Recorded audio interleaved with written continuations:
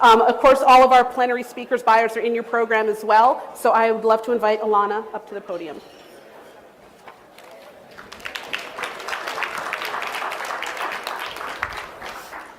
Hi, everyone. Is it on? Can you guys hear me in the back there? No. Okay, now we're on. I'm really excited about this panel because we're talking about some real concrete examples of people who have been working in this area. So we're just going to have a real discussion with everybody. And the bios are in the program, but I believe I'm just supposed to call people up and we're going to talk. So first, I'm going to call up Laurie Chapman with Enterprise. And she has done a lot of work in this area, so we're really excited to hear from her. So Laurie, yep. Let's see. Next, I'm going to call up Sissy Trinh, who works with here in LA. Okay. Next, we have Paul Young, who does work in Memphis, and Juan Carlos Linares, sorry, who does work in Chicago.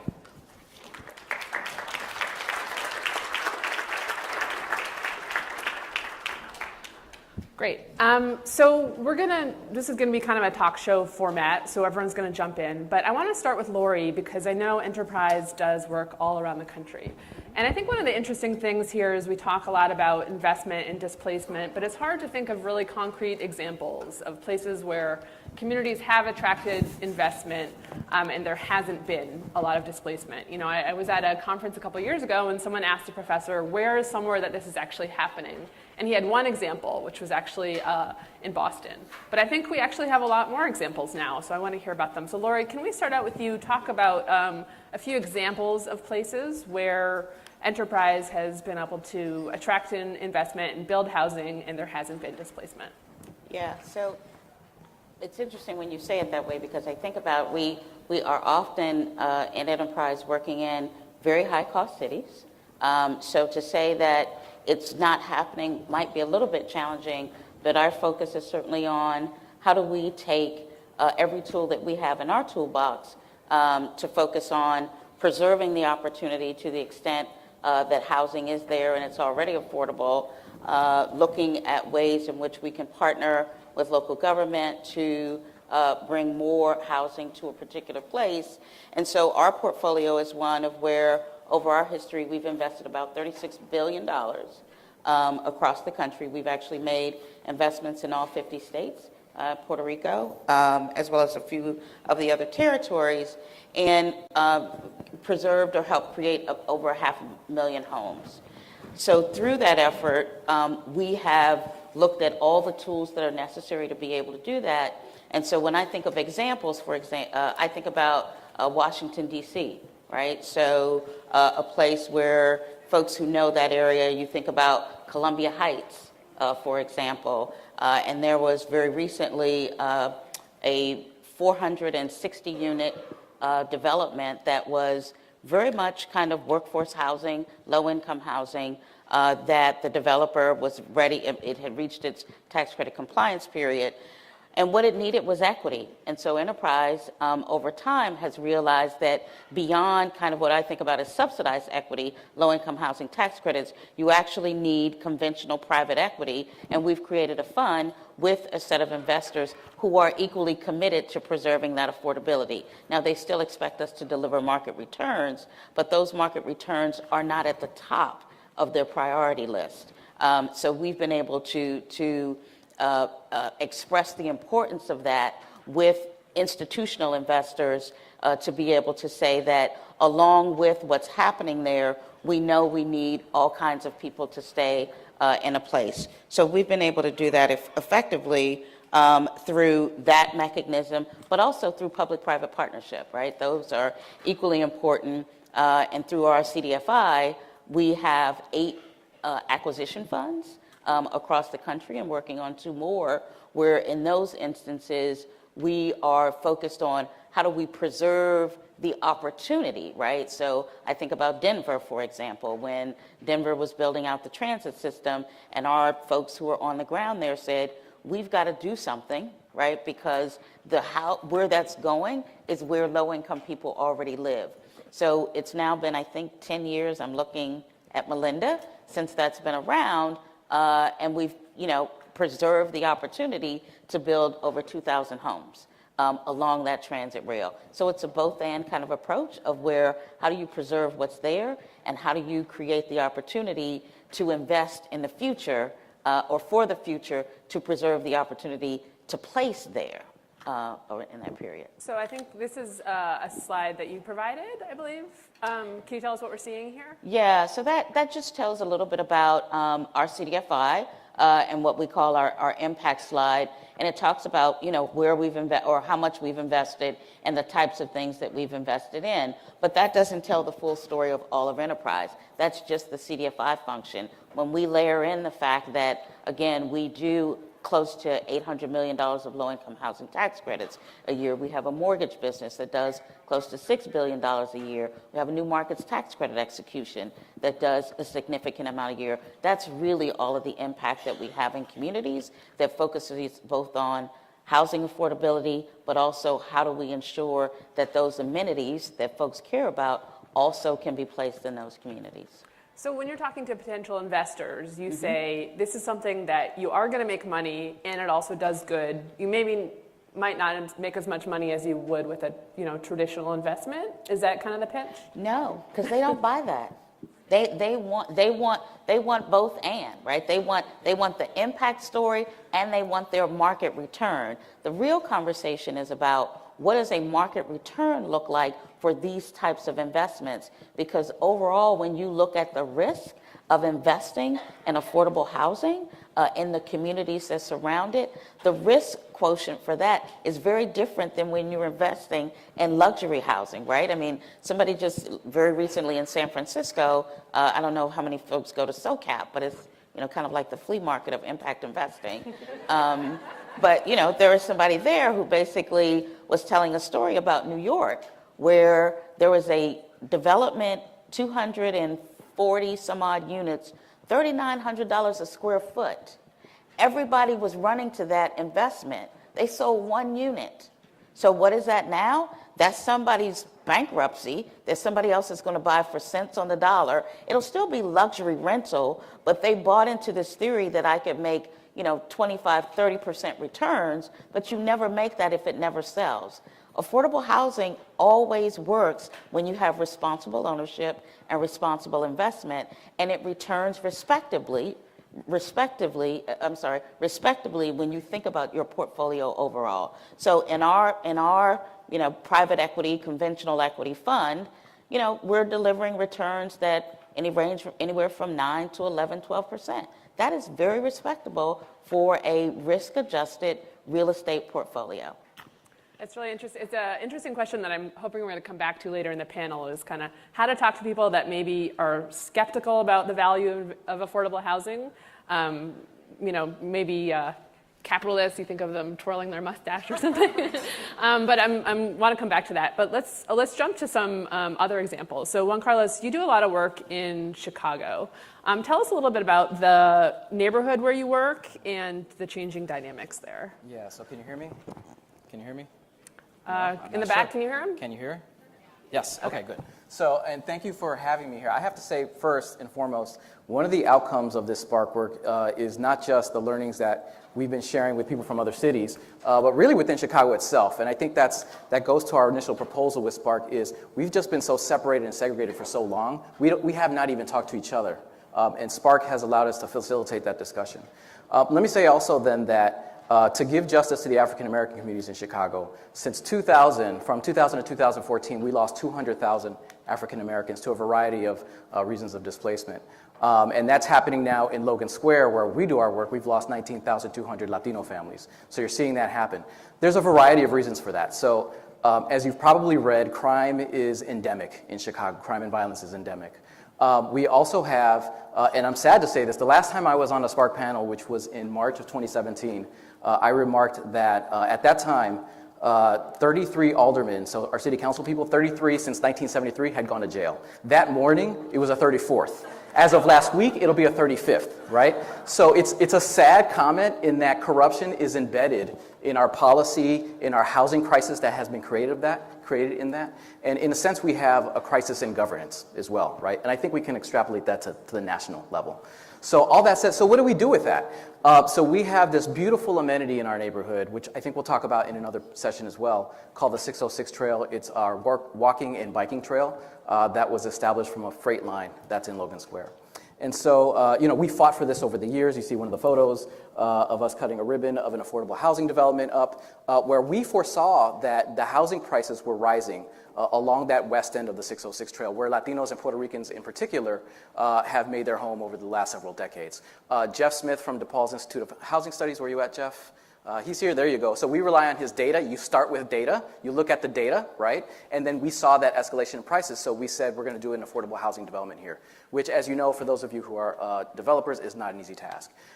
So we're doing this development, and we're seeing the housing prices still escalate, but I also want to mention, so we have a housing crisis. We need 118,000 affordable units. We're only creating a few hundred at a time in Chicago. We have this governance crisis where we're not getting policy on affordable housing passed, and I think we'll talk about that later as well. But then we also saw, and as a housing developer, this is not our forte, but we saw through SPARCC in particular, one of the pillars is health outcomes.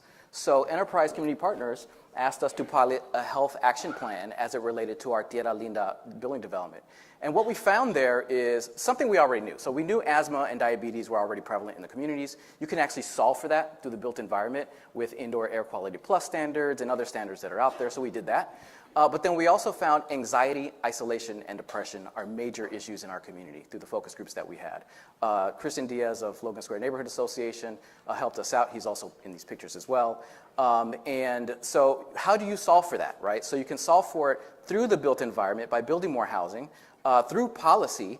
But what we found is that when we're building housing, just the 45 units that we have, crime and violence is still an issue. That's something we all have to solve. But it's not enough for the families that come into our office every single week in tears because the 45 units is not going to solve the 19,200 person problem, right? There's a demographic shift. And they come to us because their rent has gone from $800 a month to $1,300 a month. And now you have a multiplier effect because they have to move out of the neighborhood. Now their kids are leaving the schools. And we've worked with 2 principals just this semester, one of which lost 70 students last year, another which lost 65 students, all out to the suburbs. So you're having these multiplier effects. So when you ask about the shifting dynamics, it's both the demographic and housing issues, but now we're also looking at health, particularly with our SPARCC pillars. But I know you've had some victories, right? I believe there's a program that you're piloting to preserve 606 residential units in the area. Can you tell us a little bit about that program? Yeah, so it's actually called the 606 Preservation Ordinance. And again, I'll credit Christian Diaz, who's in the back there, with some of this. So as we were doing our focus groups on the health action plan, we're learning that one of the major issues is we have a lot of 2 flats, 3 flats, and 4 flats in our community. So these are 2-unit, 3-unit, 4-unit buildings. We also learned this with the parent groups that Christian leads. And the issue that we've identified is, and these are, by the way, the most naturally occurring affordable housing in the neighborhood. It's a quarter of Chicago's housing stock, and it's some of the oldest building stock we have. So, but these are being converted into $1 million single-family homes, right? Or they're being demolished altogether. And we're talking about perfectly fine homes. We're not talking about homes that probably should be demolished. So there's exceptions for that. So what we found is an in-the-box solution to this. So we see investors coming in, not from Chicago or even from the United States. I know because I call them back when they send us the flyers to sell us their building, to sell them our buildings. And they're coming in with cash. We're not fast enough to preserve these units. So by policy, we put forward a draft ordinance. The youth helped us draft this, by the way, so it was a youth development initiative as well. And we said, all right, so there's already an in-the-box solution. There's a permit fee of $11 per square foot or something like that to deconvert or to demolish these buildings. We're going to charge you $250,000, investors, within a pilot area around the 606 Trail, around the west end. $250,000 per unit or up to $600,000 per 6 flat to deconvert or demolish these buildings. And so the feedback we get is, well, and in fact, Mayor Rahm Emanuel, who is not running now, thankfully, but when he confronted me about this, he says, we're going to stop growth. We don't want to do this. And our point is, there is no growth. We're losing people, right? We need to preserve the units that we have and preserve their affordability so that when a developer does decide to pay in that $250,000, it goes into a trust fund which already exists in Chicago. There's lots of trust funds. I'm on the board of one. That trust fund then allocates money to seniors who can't afford roof or porch repairs because taxes are higher, or it goes to replace other units as well. So we found it as an in-the-box solution. It was introduced to City Council, but of course, again, our crisis of governance, there was, and this happens all the time in Chicago. We introduced our really cool ordinance. We get a lot of media play. SPARCC supported it, NRDC in particular helped us with the research. But then the mayor's office puts out a completely different ordinance. That's a solution that really doesn't solve anything, right? It's a headline. We solved it. You're welcome. So thankfully, we're going to see a new mayor and a new city council coming up. So even though this is stuck in city council now, we hope to push it forward in the next term. But I believe part of it is passed, right?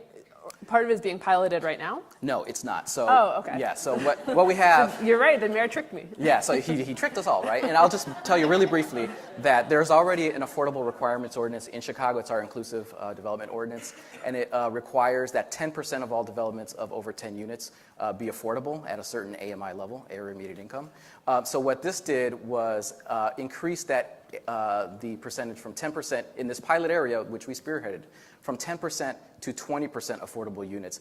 But I have to say that the aldermen in this area were already doing that. So it's just formalizing a practice that our aldermen, which we applaud, were already doing in that area, and it raises the area median income of affordability to 80% of Chicago's AMI, whereas we were serving, and in fact, the average household in Humboldt Park, Logan Square, is 50% of AMI, so they're already priced out. And then lastly, let me say, and I'll talk about this later, but there's all kinds of other developments going on in Chicago, and one of the new developments called Lincoln Yards was, and I didn't know this at the time when that ordinance came out, but the Lincoln Yards geography is completely cut out of that ordinance, so they're going to have 70 skyscrapers come up there, but there's no affordability requirement beyond the original ARO. So it's something, we're not against it, and this is the mastery of the spin, right? We're not against it, but it's not our ordinance. It's not as strong, and we want to see stronger inclusiveness. Got it. Okay. Well, we'll talk a little bit more about how you're talking to the city about that later. Let's go to Paul, kind of the flip side of this, right? So Memphis is changing as well, but perhaps not as quickly as other cities. And so you're looking at this and saying, this is going to happen here. It's happening in almost every American city.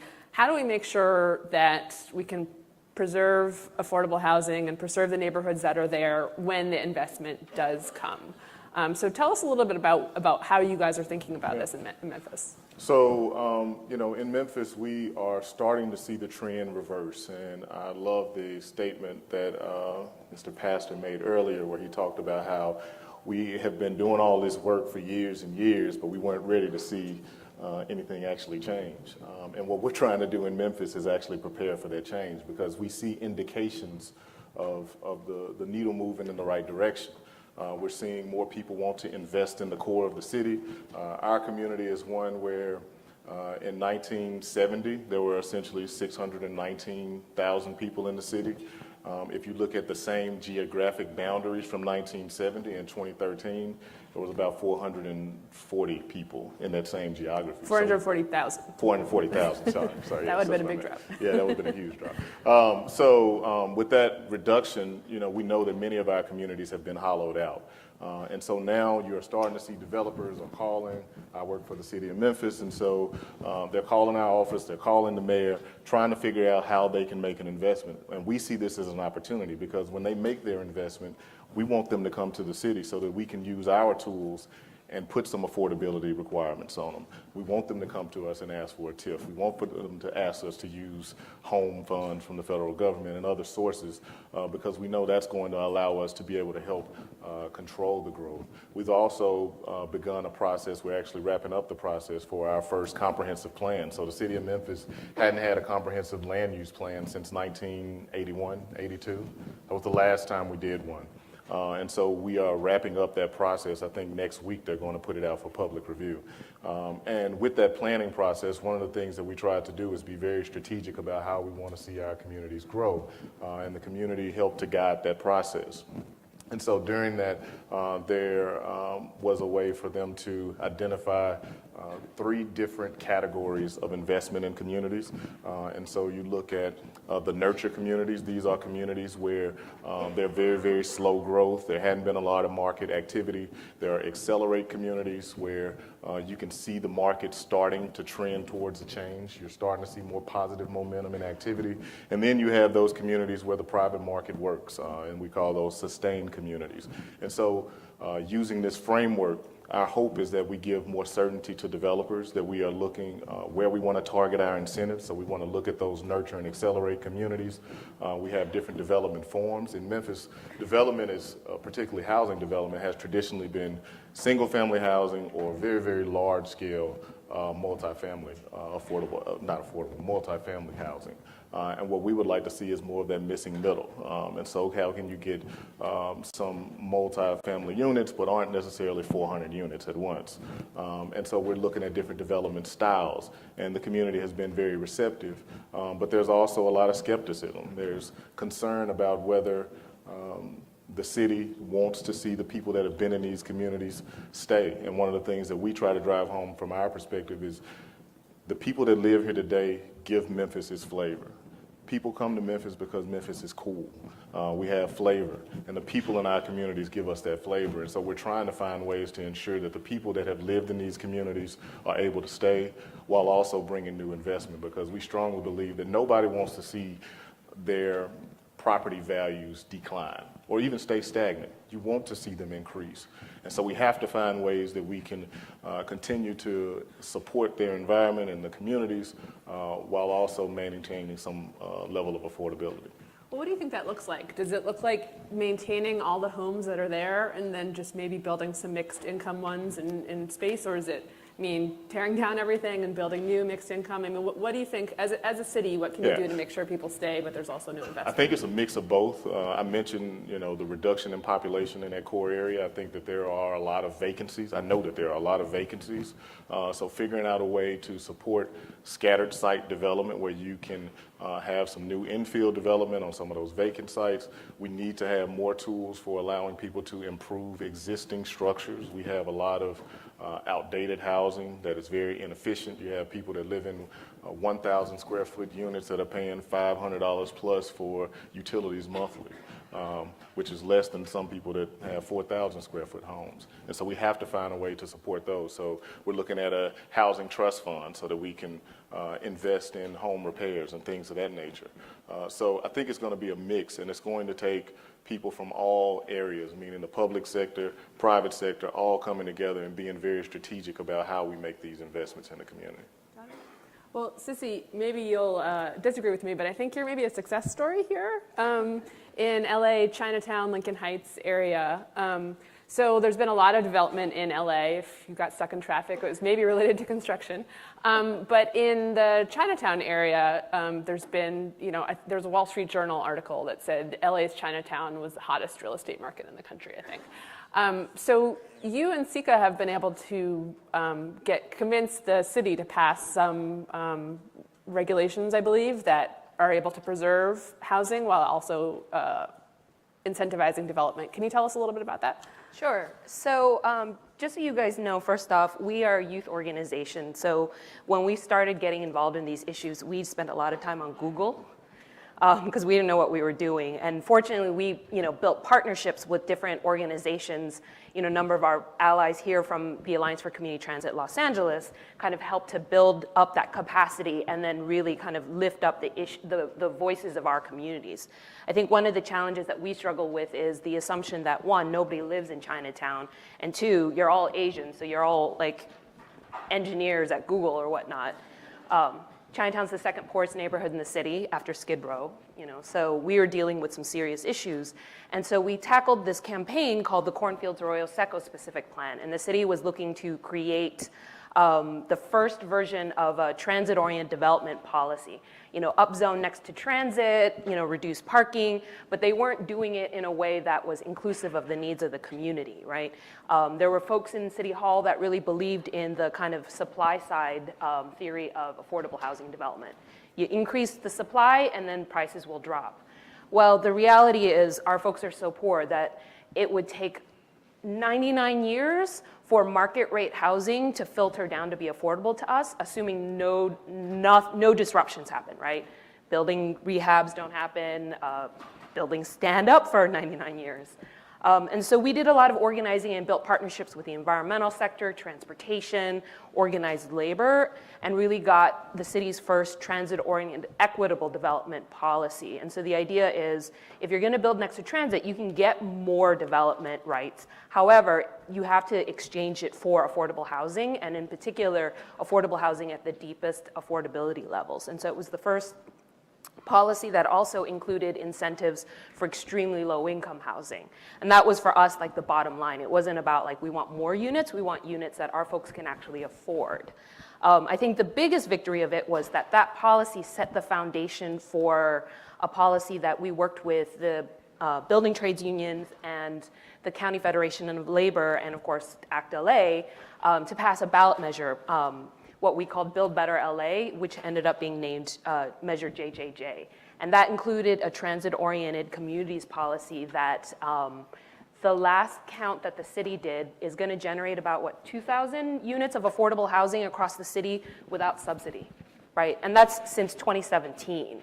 And so again, it's really about how do we create inclusive communities and target, for us, the most vulnerable, which are the extremely low-income families. So those 2,000 units are being built by developers who receive density bonuses, basically, is that right? Yes.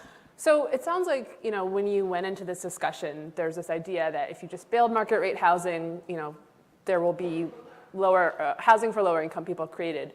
You were able to convince people that that's not necessarily the case. How do you talk to people that don't necessarily agree that, just building, that you need to build affordable housing kind of consciously? How do you convince people to kind of switch what they think? Right. So there's the folks that will never believe you, right? And I don't waste my time talking to them. And then the reality is that LA is such a hot market that the affordable housing crisis is already hitting the middle class and the upper middle class, right? And so it's not something that we have to convince people of anymore. Even the wealthy people are seeing the housing crisis because, for example, I think it was 2 years ago, there was an article in the LA Times that said that the residents of the Pacific Palisades, and the folks that live there, it's like Bluff, Hillside, by the beach, $10 million mansions, they were chipping in to hire social workers to do outreach to the homeless population in their neighborhoods, right? And so that's what's happening here is that development is no longer pushing people to the far-flung suburbs. It's now pushing people out into the streets, And so no matter how wealthy you are, if you're driving along the freeways, you look at the underpasses and the exits and the on-ramps and you'll see homeless encampments everywhere. So it's become such a huge issue that, just average middle-class people are already kind of getting angry about it. And so it's not something that the folks who say, the market will solve the problem can hide behind anymore. But then you have to say, we have to create affordable housing not just for people you think of traditionally with affordable housing, but lowest income people. I actually was in Chinatown last night and went to some SROs where people were paying, I think, about $350 a month for just a room where they shared a bathroom and a kitchen and everything was broken. And, they were saying the neighborhood was already too expensive for them. They couldn't go to the grocery stores because the grocery stores were upscale. But it's really hard to get people to think of those lowest income people too, but it sounds like you've successfully done that. So how do you talk about those people? Well, I think it helps that we have members who can share really compelling stories and kind of paint a picture of what is actually happening. So a trend that we've been noticing amongst our students is that a lot of them are choosing to fail their classes because they don't want to ask their parents for school supplies. And so, when people talk about the unintended consequences, for me, it just angers me so much because I know that the consequences are much bigger than simply the inconvenience of moving out into the suburbs, right? Or adding in an extra roommate, because a lot of these families are already living, 10 people in a one-bedroom kind of situation. And so talking about those folks, figuring out who are your best allies, right? I'm an organizer, right? You focus on, the people who are in your area, in your general alignment or are open to having a conversation, and then just ignore the people who will never be on your side, right? And so some of the partners that we've been working with, for example, with the school supply thing, I brought it to the teachers union, right? They're in the middle of contract negotiations. They may be going on strike soon. And they added a whole conversation around, in their contract negotiations, around how LAUSD is not spending its budget on school supplies, right? So LAUSD has, like, I think, an $800 million a year school supply budget, and they're only spending 200, right? And so it became a part of their contract negotiations, and it was a way to kind of bring in this unexpected partner into this conversation around housing. You know, we worked with the building trades unions as part of Measure JJJ, and then I think I saw Jane Beasley somewhere in here. Hi, Jane. She's the director or administrator, sorry if I got your title wrong, of the Regional Parks and Open Space District, right? And so we've been looking at Measure A, which is a parcel tax that was passed in 2016 that will generate about $100 million a year for parks on how to address this issue of housing and gentrification, right? And of course, you know, when I talk to parks people, their first thing is we don't build housing and we don't demolish any housing. We just build parks. You know, what are we supposed to do? But with the Open Space District and the Santa Monica Mountains Conservancy, they were like, we don't build housing, you know, we don't, you know, demolish housing, but we know there's a role for us to play. Can we work with you to figure that out, right? So they could have easily run away in the other direction and just been like, not our issue. But they took on the time and the commitment to figure out, and you know, we're still figuring it out. It's still a process for how a park sector and a park open space district can become a partner in affordable housing development. But the fact that they're willing is like a huge, huge like step in the right direction. Juan Carlos, I want to throw that question to you. Working in Chicago, how do you get the city to listen to you, to convince them that this is something that's important and to pass legislation that you support, not just watered down versions of it? Yeah, so can you hear me? I feel like it's Yeah, maybe pull it closer to you. Hello. I can hold it. It's Okay. fine. All right. So I mentioned earlier that in talks with the mayors in the mayor's office, that you know, they don't want to stop growth, right? That's kind of the paradigm that they bring to this. And our response is, well, we're not growing, but there's another, there's an economic reason for us to have stronger policies on inclusion and anti-displacement. So another one is keeping the profit in the community itself. So when we talk about our 606 preservation ordinance, again, so displacement is occurring because of deconversions and demolitions of 2 flats, 3 flats, and 4 flats. Once that's flipped and the home is sold for $1 million, that profit just goes somewhere else, right? It leaves the community. What we're trying to achieve then is that $250,000 to $600,000 staying within the community itself. It's a bottom-up approach to micro and macroeconomics, right? I mean, it's simply said. Another thing that we talk about then is, let's be real about who's making the money in affordable housing development. So I'll be very frank with you, right? We're an affordable housing development agency. In the Tierra Linda development, we made $1 million developer fee. Now, that goes to pay our building development department, which is one of many departments at Lucha, it pays for that department's salaries and staff for 2 to 4 years, right? Now, when we look at the private market players who are also getting, let's say, TIF money, which subsidizes their bottom line, or federal monies like HOME or CDBG, so we are expected, of course, to have our pro formas out there and be public. You see it, right? You see where the money's going and what, you know, the development costs. Private actors, depending on the type of subsidy they get, aren't always required to do that. And I will just be straight up. I mean, we're in a very good position at Lucha where our mission is to advance housing as a human right. So it doesn't mean we're just plopping down buildings, but we also do building development. And now we're partnering with private developers who have a similar mission to us. So we're getting a lot of those visitors, and I will be very straight up with them, and I'll say, let's see your pro forma. Let's see, you know, where is your money going, and where is it, you know, what are you going to do with it?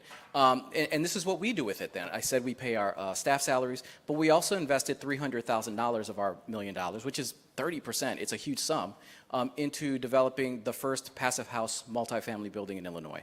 So it's an investment in carbon neutral affordable housing, right? So for those of you who don't know, I think you all do, but if you don't, in short, passive house technology is one that, and it's a certification, kind of like LEED, but higher up.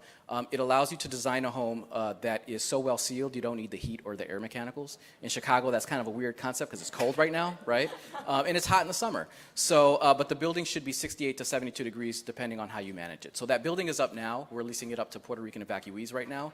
And I walked in there the other day and I was like, man, this is really comfortable in here. So I'm like proud that it's happening, and we're measuring it with our utility partner, ComEd, and comparing it to the other 6 flat that we have that's not passive house. But I say this to say this. So when we're talking about an economic justification, we also have to look at the climate resilience justification of affordable housing and carbon neutral affordable housing. In the city of Chicago, we don't have any kind of policy or legislation on this kind of construction. In fact, our code prohibits us from doing passive house. So we had to go to our city council 3 times, to our Department of Buildings, and say, we should probably be doing this in Chicago. I'm amazed every time I come out here to the West Coast, whether it's California or Washington or Oregon, there are, so many passive house homes or net zero homes coming up, even in the affordable development space, and we hadn't even started in Chicago. So number one is systemic change with our own building code and how we justify these expenses. Again, Lucha had to pay out of our own pocket the first time, but then this gets to my final point. Some of us at the back table from the Chicago Elevated Chicago group, we're on the 5-year housing plan for the city of Chicago. So every 5 years we do a plan and talk about what affordable housing should look like over the next 5 years. I would say it's more advisory than it is required, but it's a good tool for us. And a lot of us, particularly with Enterprise in Chicago, fought for us to get passive house certification and net zero certification specifically named as something that the qualified allocation plan for tax credits could get points for, which means then you can use those tax credits, you can use subsidy to purchase materials. The problem with the way we did it, even though we invested our money in it, was because we're the only ones doing passive house in Chicago, we had to pay the import Germany prices for the ventilation equipment, for the windows. It's kind of like a luxury home built for Puerto Rican evacuees that have no incomes, right? And that shouldn't be happening. So if we can get policy passed that allows for subsidy to go into these buildings, we will be calling out to the market that, look, Chicago's in the game, the demand will go up, the prices will go down, and we'll see some systemic change. Huh. So you mentioned Enterprise. Laurie, I want to ask you this. How do you talk to people in different cities around the country to say, this isn't just about allowing market-based housing to be built, this is about preserving affordable housing, creating affordable housing in thriving neighborhoods? So it's interesting because I think I see a colleague sitting over there, Dr. Tiffany Manuel. And Tiffany actually was kind of instrumental in some of the work at Enterprise to help us really think about how we talk about the need for housing, and really saying that we have to be thoughtful about the language that we use, right? That we shouldn't talk about it as a story of a person or of a unit, but as something that involves all of us and has an impact on communities as a whole, that when you think about it as just structures, you're not really connecting. So our approach is one where we think about it and in terms of what do we need to do to make sure that we have a thriving community. Somebody gave me a statistic that indicated when Amazon moves into a place, it creates the need for 2.5 service jobs. Folks who are going to naturally need more affordable housing units. And as those folks come in, they want those services and those amenities, and they want to be able to have that. But a lot of those jobs go unfilled, mostly because you can't get folks close enough in or be able to afford to commute in to be able to get to those jobs. So we think about it as kind of as a societal issue versus we need affordable housing in this place for this group of people. It's something that impacts us all and the quality of where we live and, quite frankly, the experience that we have in our particular communities and what we want to be able to do.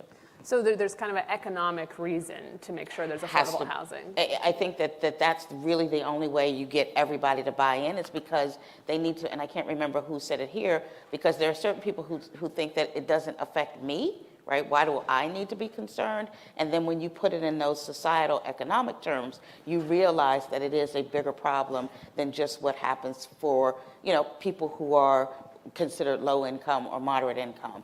These are the impacts it has on everybody. And that cost extends years beyond, right? If somebody's choosing to fail, right, such that they don't pressure their parents, that's going to have a cost to us as a society somewhere out. How do we frame that in a way where people understand it today to say these investments are important?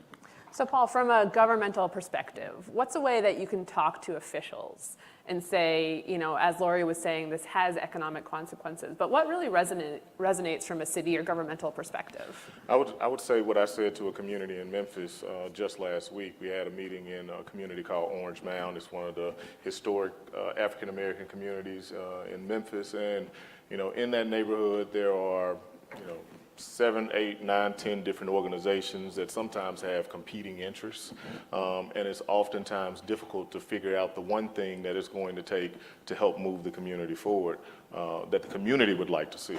And so when you take that and you juxtapose that with another neighborhood that has 8 organizations that are asking for the same thing, I think finding a thing, from a community perspective, finding that one thing that government can do to help move the needle in the community is very important, to have it articulated in a way where officials feel like they can act on it. That's something that I think we've been missing in our dialogues locally, that we're starting to figure out, and we're starting to come around. And that's one thing that I think SPARCC has been very helpful with in the North Memphis community, and all of the representatives here. Our table has had some very difficult conversations to try to figure out, if this investment is coming to this community, what does it mean for the people that live here? And I think now we're starting to move in a direction where it's starting to make sense, and government is here we're excited, and we're waiting to see what can we do to support this initiative. And I think as we have those types of dialogues across the city and across all the respective jurisdictions, you'll see more support from local government, or you should. Having an ask when you go talk to local government. A very specific ask. Yeah. So one thing I want to talk to Sissy about is the idea of displacement. So we talked a little bit about the economic consequences, but how do you talk to people about why a community's kind of cultural roots are important? How do you say, this is why it's important to have a Chinatown? What do you say to people about that? Why is it important? Well, first off, I oftentimes will invite them on a tour and dim sum, because then that makes them more amenable.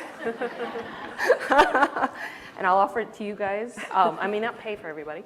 But part of it is, again, telling that story of what are the impacts of being able to live in these neighborhoods, right?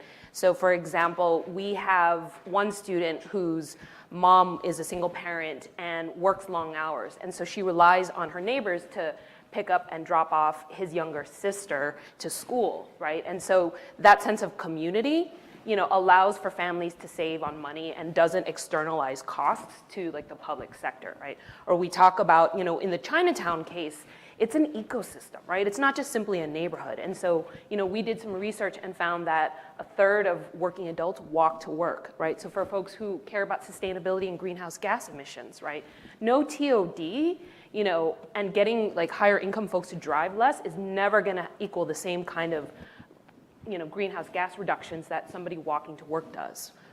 So there's all these different, connections that exist in our neighborhood, right? You have a lot of healthcare clinics and pharmacies where, our grandparents can go and have, the prescription information translated to them, in language so that they're not overdosing because they don't understand the label, right? All these different kind of issues that connect with each other that exist in a neighborhood because there's this infrastructure, this informal infrastructure that has been built over decades to support health, healthy communities, thriving communities. And so that preservation is important because the long-term socioeconomic costs, not just to the family, not just the community, but to the city and the region, is so much bigger. Like I said earlier, the impact of displacement on our kids' future education, right? And so it's telling that story to be able to get people to understand that it's not simply you just have to move somewhere. Yeah, Juan Carlos, what about in Chicago? How do you talk about, this is a Latino neighborhood.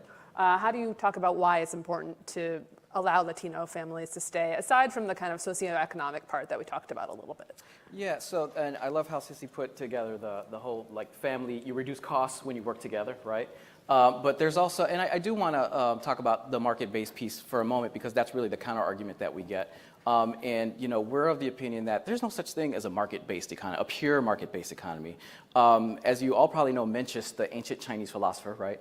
He said that water flows downward to the path of least resistance, and he made that as a metaphor to our values flow down towards the natural good, right? So that's kind of embedded in our philosophy and how we work with people. But then I also extrapolate that to markets flow where policy drives it. Right? So the way we see that in Chicago then, it really comes down to the value judgments that we make both within our own households and on the policy level. So how does that look right now? I mentioned earlier, so there's this Lincoln Yards project that's going on the east side of the 606 Trail, which I think is going to be 70 skyscrapers. It's been limited in the past couple of weeks because of people from that community itself not wanting so much density, which is, density can be the catchphrase of we don't want certain people in our neighborhood. But then there's another project on the south side called the 78. We have 77 neighborhoods in Chicago, so suddenly we're creating a 78th now, just south of downtown. And again, the value judgments that come out of that. So, we shouldn't be against more density. We shouldn't be against transit-oriented development. In fact, we're for that. But where's the affordability to that? Where is the maintaining the family space and the family units? So I'll conclude by using some economic phrases. I'm not an economist, but I hang out with economists. And there's a phrase that they use, diminishing marginal returns, right? So how many studios and one-bedrooms, luxury units can we have before the quality of the city starts to decline, right? How many taverns will replace mom-and-pop shops before the quality of our consumer economics starts to decline, right? So we have to put together the family value system with our city's economics to see us really thrive in the future. Mm-hmm. Great. Paul, I want to ask you a little bit about Memphis. So I read a study, I think done by an economist, who was talking about Hope 6 money that came into Memphis. And, there's some housing created, but it didn't do a whole lot of creating of a community or of kind of a lot of other things besides housing. So when we're talking about development, how can we make sure that when there is development of housing, there's also a community and a space created that's also good for people who live there? Yeah, so that article that you're referring to, it really analyzed what happened with Hope 6 in Memphis, and I think it's indicative of what happened with the program across the country. We did a great job of being able to build new units on this designated plot of land, but have we changed the trajectory of the families that live in these units, the ones that were there before and after? And what they found was the answer is no, and it's because we didn't have enough supports for the families themselves, and we didn't do enough in the areas outside of the defined boundaries of the project. And so I think what we can do is what HUD has tried to do with choice neighborhoods, where they've revised the program to where you have to have a focus on the neighborhood in addition to the housing units on the site, and you have to have a focus on the people and the supportive services that are needed for those people, which is something that we're doing in one of the choice neighborhoods projects that we have. But from a broader perspective, I think we need to apply that concept to all redevelopment. It means nothing for our cities and our communities if we just fix up housing units. If we don't do anything for the families that are going to be occupying the units, it shouldn't be that a person is in poverty and they're in poverty into perpetuity. We should be finding ways to move people out of poverty, which is a much bigger issue in Memphis in reality. When we start talking about displacement, we hadn't had many communities in Memphis where the cost of living in an area has gone up so much that people can't afford to live there. It's actually the converse. What we're seeing is more areas have declined in value. In 1970, there were 42 census tracts that were 30% of the people that lived in that area were below the poverty rate. Now there are 78 census tracts. So we're actually seeing a growth in this challenge, and so we have to get a handle on poverty. So, Laurie, how does enterprise think about that? When you're building housing, how do you also help build or preserve a community? Yeah, I mean, it's interesting because when I first joined Enterprise, I think about the fact that we were housers, right? And we certainly, over time, come to realize a lot of whatever that study showed is that housing is a platform, right? It's a place where you start, but you have to build a whole community. And it doesn't mean that enterprise in and of itself has to do it all, but we should bring all the tools that we have to bear. So now when we think about how do we invest in a community, if there's housing there, is there an opportunity for something that will increase foot traffic because you can build a community health center, you can put childcare, and those things begin to act as economic engines for other things to begin to come in. There was a study by a group that is kind of the trade association for community health centers, and they found that they tend to be one of the largest employers in those particular communities. And so when you think about building housing there and then how do you get jobs, those are the kinds of jobs that folks there and then begin to build a career. Certainly they're not necessarily, the doctors or the professionals of that level, but they can learn to be lab techs. They can learn to be patient intake, medical translation recorders. All of those things are the ways that we're saying, okay, if we come in there and build housing, can we use a new markets tax credit execution to be able to build or support X kind of community facility in that place? So our thinking has changed where we're not wanting to just build, that island of housing where nothing else surrounds it. In fact, when a project goes to committee, we now look at something, again, proprietary to enterprise that folks can use. Opportunity 360 report is what we call it. And we look at what else is happening in that place along certain dimensions. And if we go in with housing, what are those other things we need to be partnering with to bring into that community?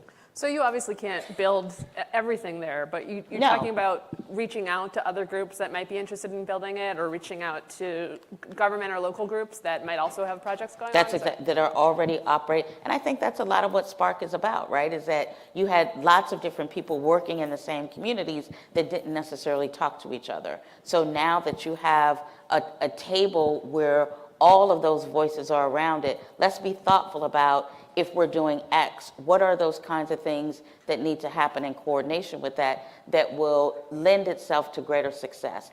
Isn't proof that it always happens, but by having those conversations, you're able to bring all of the different facets. And I think about it in medical terms, when somebody comes in with somebody referenced cancer, how do you bring that multidisciplinary approach, right, to solving that that person's illness? And it's not just the oncologist, but it could also be a dietitian and, all of those different practices. I mean, are there good platforms outside of SPARCC? Obviously, SPARCC is a great platform for this, but what are some other platforms that people can reach out to people or find other organizations that are interested in those issues? So I think, organizations that are local government sometimes can be a good resource with respect to that. I think kind of going this, if you're really thoughtful, I know people often struggle with the school system, because quite frankly, I think a lot of the illness of what's going on shows up there first with the kids. So how do you begin to talk and have those conversations? But, I would welcome, I'm not necessarily in the community in the same way. I mean, I'm one of the people with the money, if you will. But I certainly listen to our folks on the ground. I mean, and we have folks on the ground in a number of communities around the country, and they have those kinds of relationships with a variety of stakeholders. I just wanted to go back to something Juan Carlos said in the beginning. When you talked about building affordable housing, you had the mayor and lots of developers saying this is too expensive. If you put requirements for affordable on us, we're not going to be able to make money. We're not going to be able to build. How do you talk to them about that and convince them that that's not necessarily the case? Yeah, so there's this notion that people aren't going to make money off of affordable housing development. There's money to be made, and this is why I say earlier, let's see your pro forma, right? Let's see, and what I've seen is, particularly for private developers, is you're getting some of the profit margin cut off at the top, but you're still able to make that profit. I do want to pivot if I can, because I want to reflect on Dr. Pastor earlier, who talked about South LA, and I'm from Chicago, I'm not from here, but and I represent a Puerto Rican heritage organization. My mother's from Peru, and then her family is either in Peru or in Miami, facing very similar circumstances. And then my father's from Guatemala, and my family's either in Guatemala or here in LA. So I arrived yesterday here, and rather than hit up the reception, I'm sorry I missed you all, but I went and saw my family, the various cousins and aunts and uncles that I have here. And it was amazing to see in Inglewood and in South LA, where they've been living for decades, some of my family members, their little houses, cozy little homes, they could sell it now for $500,000, right? But this is something that when I talk to our elected officials that I want to put forward is, they're stuck. They're stuck with that $500,000 house, because if they sell that house, my aunt in Inglewood, she can't buy another house in Inglewood, right? She has to move to Riverside or somewhere else, right? Or farther out. Maybe Riverside's more expensive now, right? But this is something we're seeing in Logan Square, is you're seeing the value of these homes. They're rising, but they're not getting top dollar for those homes when they're selling them. They're getting, maybe 80 to 70% of the value with these cash investors. And again, so it goes back to this concept of where is the value going. So if I can conclude with, maybe this is how we redefine what the market is. Is the market and profit what goes in my pocket, or is it what helps me but also lifts us all up? Where's that value going? So I want to give the other three panelists opportunity to conclude. So maybe something you've learned in your time working in this space, or advice to the other organizations out there from what you've learned kind of going forward. Paul, go ahead. Yeah. So I would say the one takeaway that I've honed in on most recently is the connection between this work that we do on the development side and the people side. And I think I mentioned it earlier, but I think that we need to have much deeper alliances with the folks that are doing the work on the entrepreneurial side, training people on how to be entrepreneurs and workforce development, because we have to figure a way to keep people out of poverty and reduce that pipeline, because that's the ultimate goal, is to move people in a better trajectory for their families. Great. Sissy? I would say, I guess one bit of advice is, you hear a lot of times people saying, and somebody said it earlier this morning, partnerships are messy. Don't focus on that.